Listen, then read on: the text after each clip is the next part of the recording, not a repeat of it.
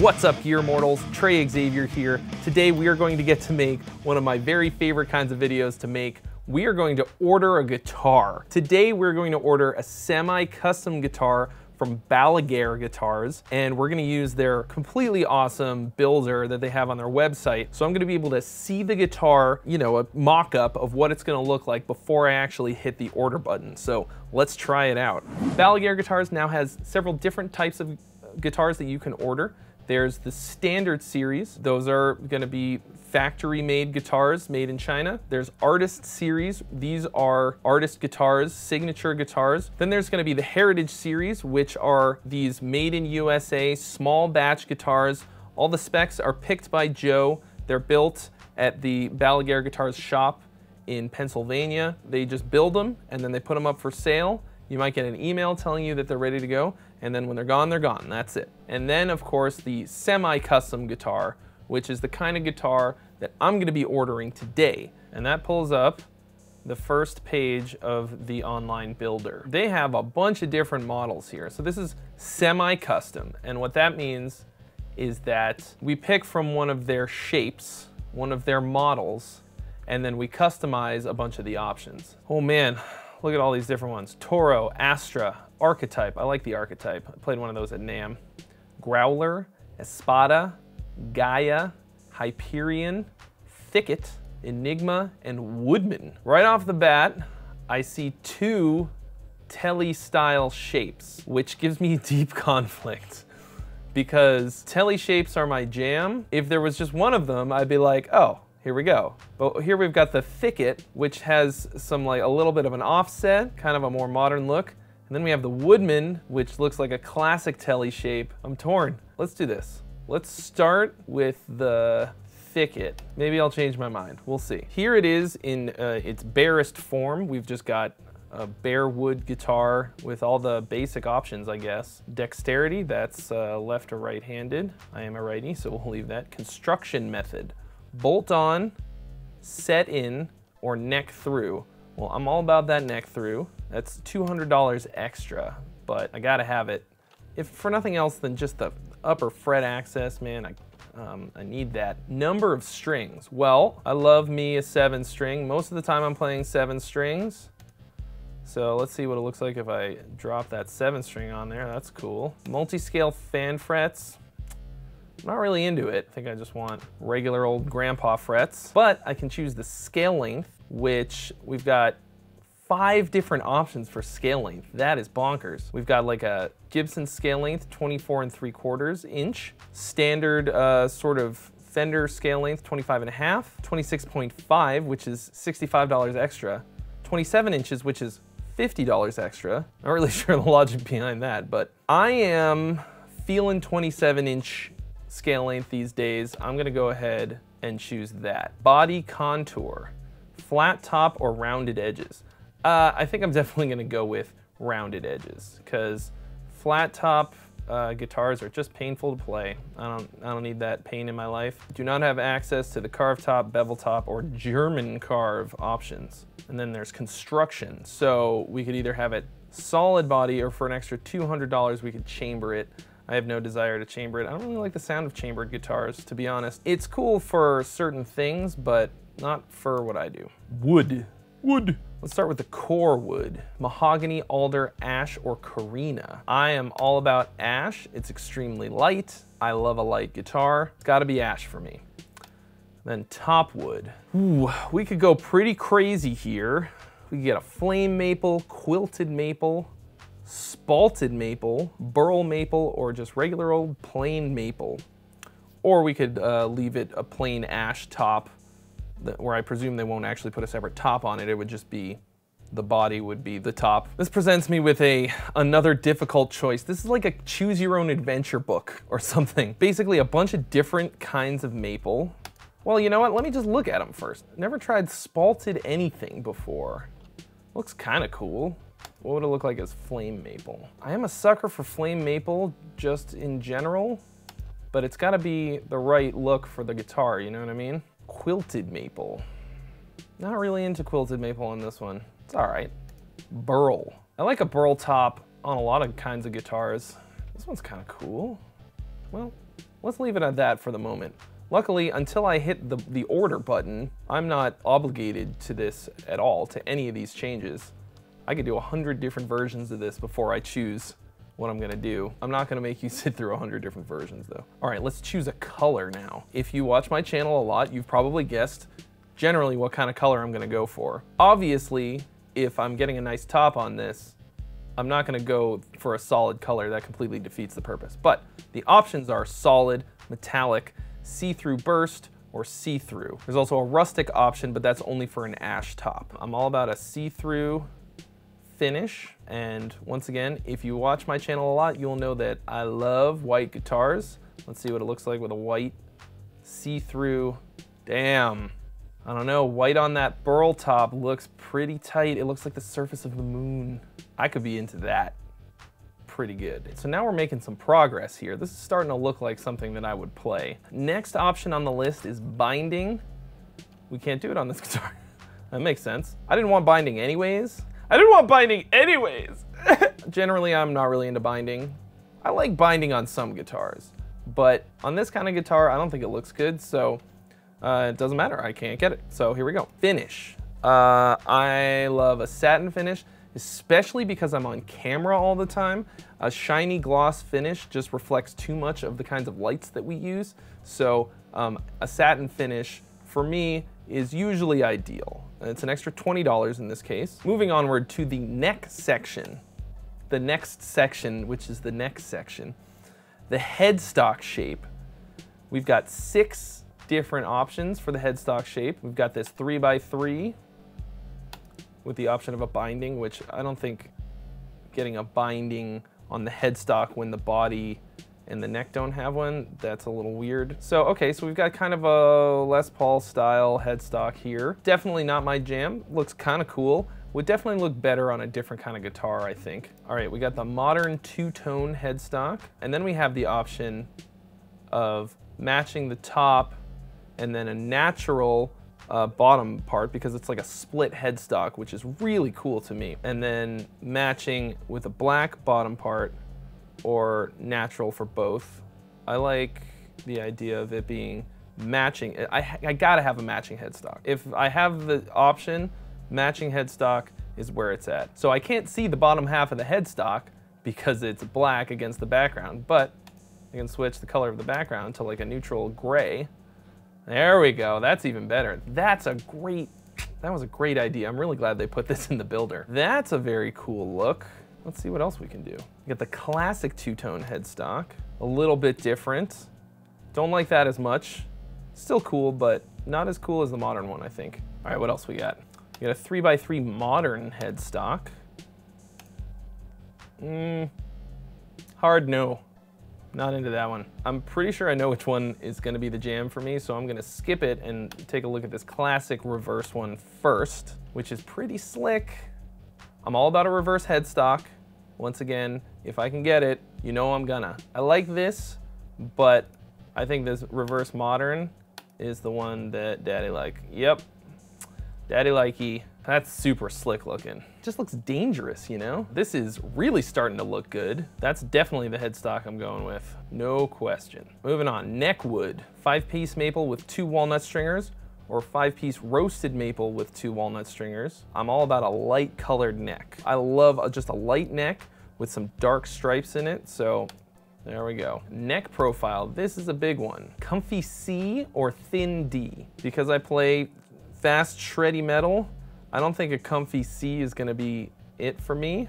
It's a thin D. Thin D is the neck for me, also known as the thin dad neck profile. Neck back color. So this is what the color and finish of the back of the neck is gonna be. My only options are a body matched neck finish, so that would also be like a trans white, or a natural satin. I think the choice is obvious. A natural neck is where it's at. Then we have truss rod access. At the headstock, that's the classic one. It's between the strings, just above the nut, always a pain in the ass. Or we could have a little spoke wheel right at the heel of the neck. I've had this on a couple different guitars, especially Ernie Ball Music Man does it like this. To me, this is the jam. Fretboard wood. This is tough only because I love a light fretboard most of the time, like a nice light maple kind of a thing. But on a white guitar, sometimes it looks a little bit off. Right now, we've been looking at it with an ebony fretboard. Let's try it with maple. I don't know, that looks pretty baller to me. Let's try this roasted bird's eye maple. In general, I don't like the look of a roasted fretboard, especially. That's pretty cool, but this makes it like a three-tone kind of a look. We've got the white, the black, and then the roasted maple. And I kind of want to keep it simple with like a two-tone kind of a look. We've also got Purple Heart and Wenge. Here's Purple Heart. Purple Heart is like a beautiful wood that I almost never want on a guitar. Like, I always see it, and the wood itself is beautiful, but putting it on the guitar, suddenly I'm like, I don't know. It's a little too showy, I think, for me. All right, and then Wenge, very sort of chocolatey brown, dark. Yeah, not into it. All right, maple it is. Number of frets, you better believe I'm going with 24. It's $15 extra, well worth it. The fretboard inlay. We've got center dot with 3 dots on the 12th fret, offset dots for $15 extra, Gibson Les Paul style block inlays for $20, or LED dot inlays for $320 extra. Oh my gosh, we can get it in different colors. That's so over the top. I'm gonna put blue dots on there for the moment. I would never do that, but it's cool to know that you have the option. We're gonna keep it simple. I like offset dots. I want them black so that I can see it against the maple fretboard. Yeah, there it is. They're offset and staggered, which I like a lot. That's an easy one for me. Then side dots, black, white, or lumen lay. If you've ever been stuck on a dark stage, you would gladly pay $70 for lumen lays. So I'm gonna preempt that problem and get lumen lay side dots. That's what's up. Fretboard binding. Cream or white binding would look kind of weird with a light colored fretboard. Let's see what it looks like if I do black binding. It's okay. I think it's a little too much. All right, moving on to the components section. Hardware color. I think black hardware on a white body is gonna look great. And I was right. But you have the option of nickel, chrome, gold, if you're nasty, black or black chrome. All right, let's see what black chrome looks like. I guess it's just shiny black. I think in the same vein as not having a glossy finish, I think just a regular black hardware is probably the jam. All right, bridge, moving onward. Oh wow, lots of options here. A Balaguer hardtail bridge, which kind of looks like a hipshot bridge, but isn't. And then a hipshot hardtail for $100 extra. A couple different tune-o-matic options. I am not a fan of tune-o-matic bridges, especially this little bit of string here. Just makes a bunch of noise, so you gotta stick some foam under there. Looks ridiculous. It's not worth it to me. Wilkinson, not an option for this one because it's not I don't have a single coil bridge. And then Evertune for $250 extra. Now I'm torn. I did not consider this previously. I've never gotten a guitar with an Evertune bridge before. That's pretty sick. All right, so that's the thing I could do. I might. We'll see. Let's see how I feel in a minute from now. Different tremolo bridge options, hipshot contour, the Goto 510. I feel like I've tried this before and I didn't like it. There's like a Jaguar or Jazzmaster maybe style, which probably you can only get on 6-string. Same with the Bigsby, or an original Floyd Rose, not going there. I like a Floyd Rose, okay, but not on this kind of guitar. All right, I'm gonna click the Evertune bridge for the moment. That's pretty slick. Could be cool. Pickguard, white, black, tortoiseshell, mint green, gross, cream, white perloid, mirror, or clear. Let's see what a white one would look like. White on white. If you don't have this kind of a builder available to you when you're ordering a custom guitar, you have to imagine all this stuff, what it would look like, or trust the builder when he or she tells you what it's gonna look like, or you know, somebody draw it out by hand.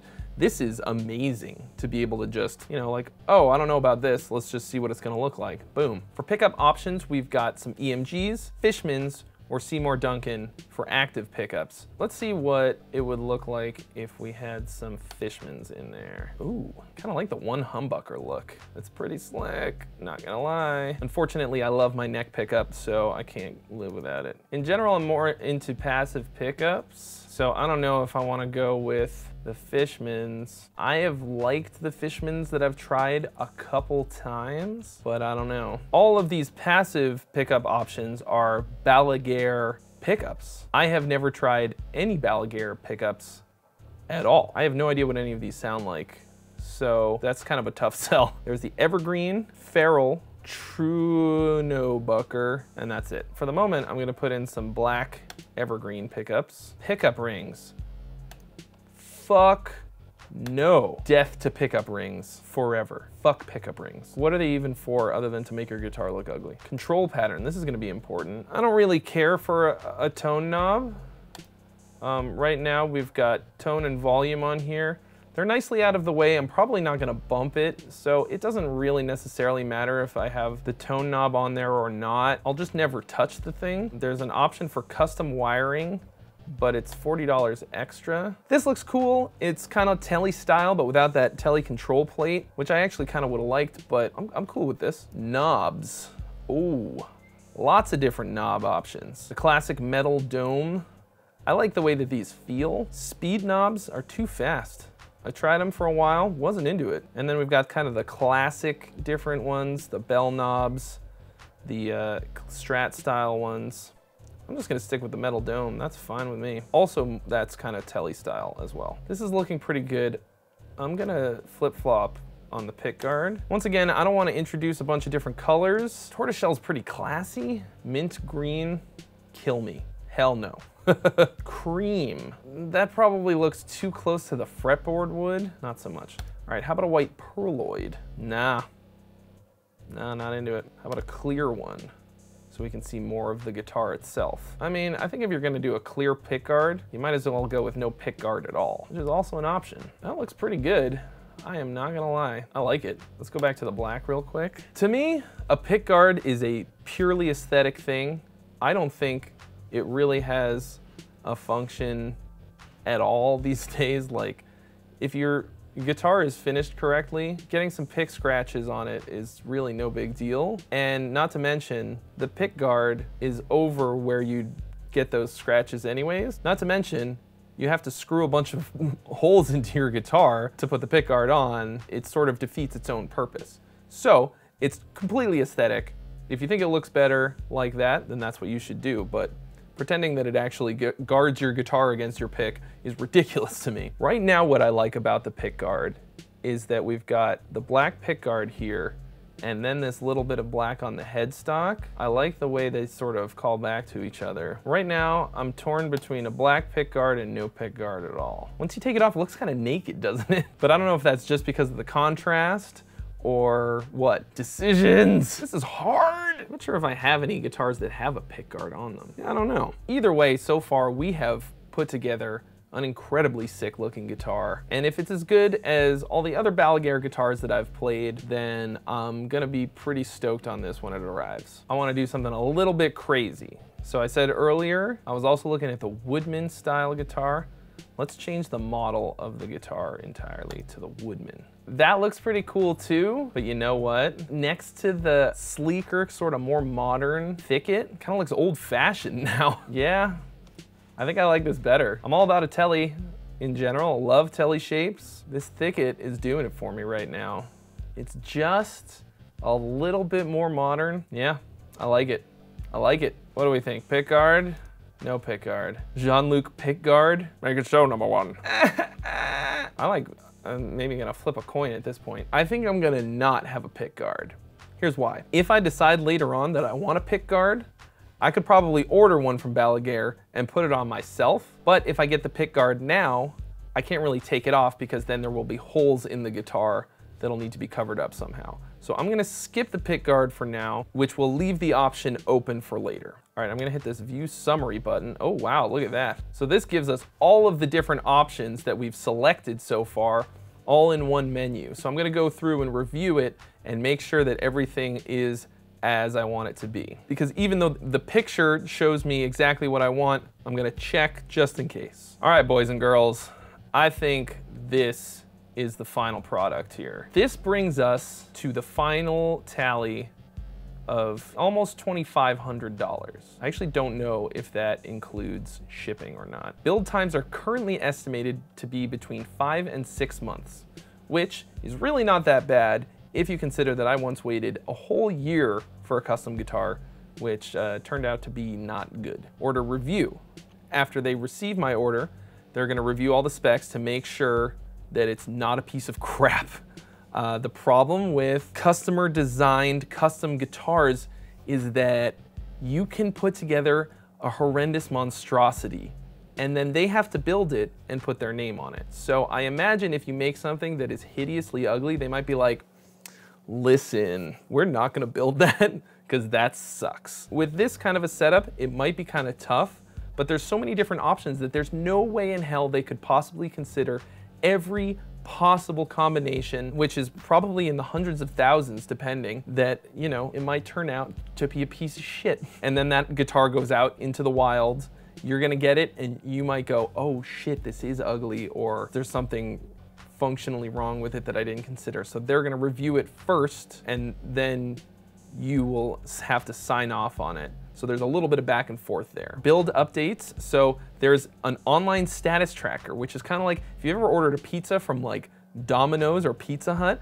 they have your little order tracker and it tells you when they're making your pizza, when it's on the way and when it's about to be delivered, that kind of thing. They have that. It'll tell you what stage your build is in and it'll tell you when there's gonna be pictures of your build ready to go. Final inspection is of course what it sounds like. They're gonna inspect the whole thing in the USA. So the guitar is going to be built in Korea at the Balaguer semi-custom shop. They're gonna build it there to your specs and then send it over to Joe in the US, and Joe Balaguer and his team are gonna inspect everything, make sure it's cool and set up and ready to go before it gets to you. And also very important, they're gonna set it up for you with the string gauges that you need in the tuning that you want so that when you get it, it's ready to be played. And then they ship it to you fully insured for the amount that you actually paid for the guitar, and then you get a tracking number, and then you play the waiting game. The hardest part of the whole thing is when you get that tracking number